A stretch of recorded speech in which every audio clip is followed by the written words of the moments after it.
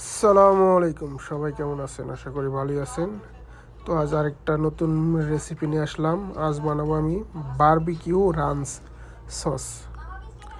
এই সসটা বানানোর জন্য আমাদের লাগবে হচ্ছে barbecue sauce, sour cream, mayonnaise, yoghurt, parsley great, black pepper, salt, বাস। তো আমি প্রথমে ঢেলে দিয়েছি বারবিকিউ সস, তারপরে দিছি হচ্ছে সার ক্রিম, এরপরে দিছি মেয়োনেজ, এখন দিতেছি গার্লিক পাউডার,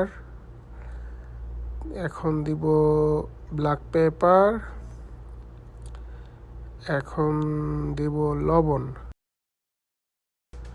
তো এগুলাই আমার বারবিকিউ রান্সে